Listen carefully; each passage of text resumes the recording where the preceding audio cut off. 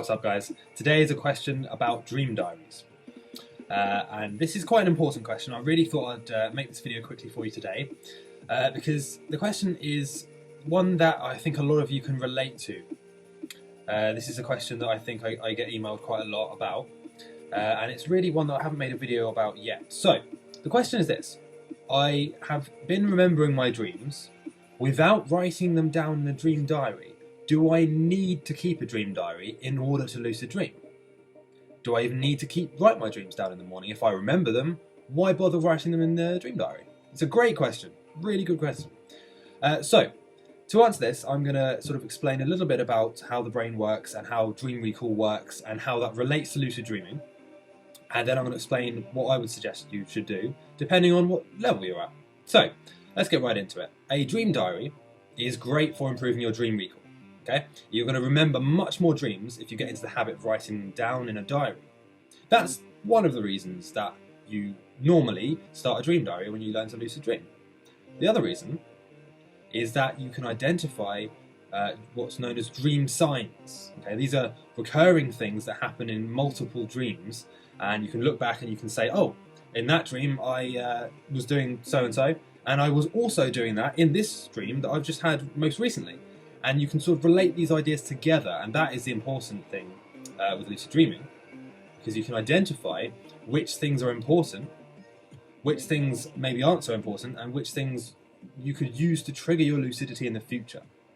Okay, so to answer your question in a short way, you don't need to keep a dream diary in order to lucid dream. You can very easily have a lucid dream without writing your dreams down at all.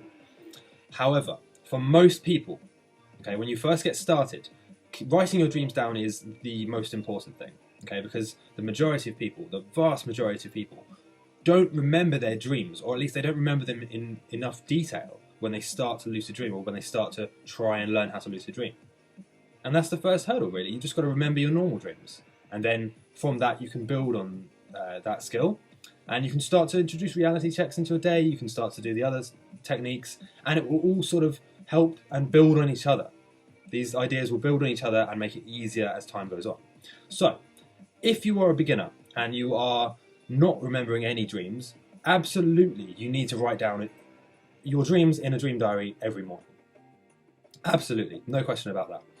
If you've experienced a lucid dream, but you don't have them often, and you don't remember your dreams as much as you'd maybe want to, then again, still keep writing them in your diary. Okay? If you are an experienced lucid dreamer, and either that or you can remember your normal dreams without having to write them down, then I would still suggest that you write them in a diary, and I'm going to explain why in a second. Okay?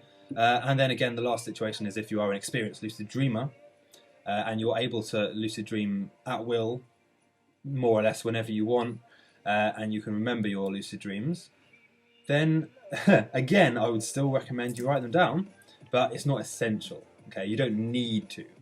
It's a nice thing to do because you can look back on them, you can identify dream signs, and yeah. So the main reason why I think almost everyone should write their dreams down, really, regardless of if you can lucid dream or not, is firstly, if you're a beginner, the dream recall needs to be built as a skill, and the only way of doing that really is to start practicing dream recall, practicing recording your dreams. If you can already remember your dreams, the reason that I think you should keep a dream diary still is because you can look back and identify dream signs. And I know it seems like I'm repeating myself, that's because I am. It's quite an important thing to go over, really. These dream signs you can use to become lucid in the future. So for example, let's say you notice something in a dream, like a dog, or a certain colour or place that is always there. You can then say, right, you can say to yourself before you go to sleep, next time I dream, when I dream about my dream sign, whether it's a dog or a place or whatever it is, I will recognise that I'm dreaming, and then in the future, when you dream about this thing, you have a better chance of becoming lucid. And that's a great thing to have, really. So yeah, I would recommend that regardless of what stage you're at, I would really say write things in your dream diary. And not only that, even if you can remember your dreams flawlessly, you can write in your dream diary things like which technique you used to become lucid, how you felt in the lucid dream, what what goals you had set for yourself. If you're on the advanced level of setting lucid goals, did you reach them? What was difficult? What got in the way? And you can really start to work on these things at a deeper level if you have them in a recorded format, like a diary. And it doesn't have to be a paper diary. It can be a note on your phone. It could be a document on your laptop. It could be anything. I just say diary because it's the easiest way to, for me at least, it's the easiest way to just write something quickly down. When you wake up, it's next to my bed. I just get a pen, write the dreams down. It doesn't take long, and it's a very good habit to build. It's one of the key building blocks of lucid dreaming and learning how to advance in lucid dreaming. So, hope you enjoyed the video. If you haven't already subscribed, please go ahead and subscribe now.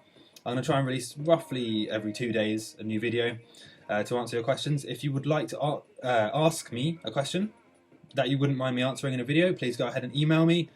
You can also go on my website. You can leave a message in the YouTube chat box. You can comment on the video.